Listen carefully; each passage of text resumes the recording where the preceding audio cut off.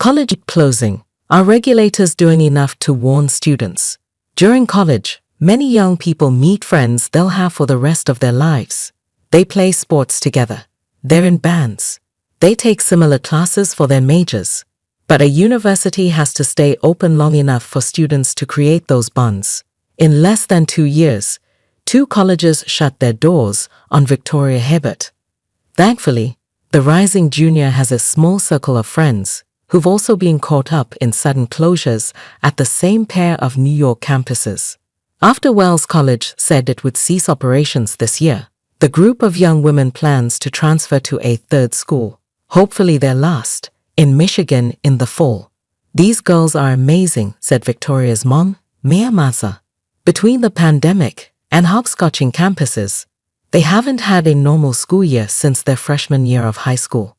When the mother and daughter learned in April that Victoria would have to find a third new college, they were completely caught off guard.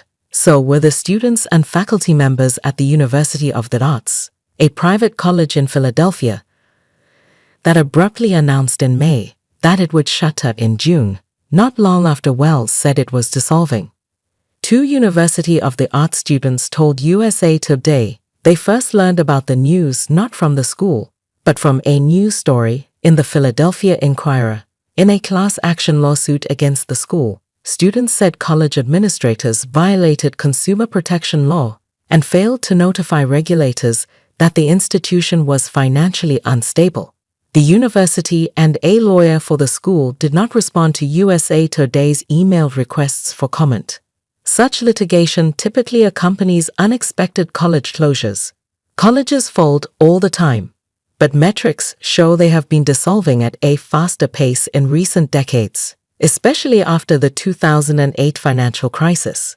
There are indications the trend may accelerate. Over the first half of this year, roughly 1 higher education institution per week announced it would close or merge, per one estimate.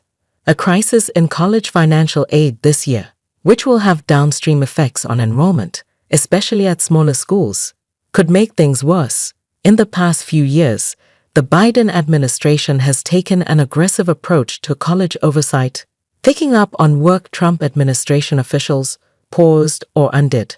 Though Biden has made student loan forgiveness a hallmark of his agenda, the president has also been adamant about fixing the root causes of massive student debt. A key piece of that puzzle is preventing colleges from closing with little or no warning.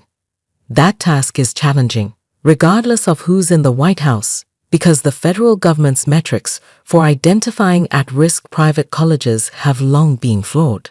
The most recent flutter of high-profile closures underscores how necessary federal intervention may be to protect the lives of students and faculty from getting derailed in the coming years.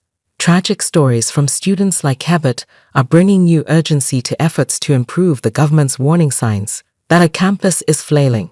"It's hard to see a world where colleges stop closing," said Robert Kelchen, a higher education professor at the University of Tennessee, Knoxville, and a renowned policy expert. So the challenge becomes, when do people know that their college is at risk?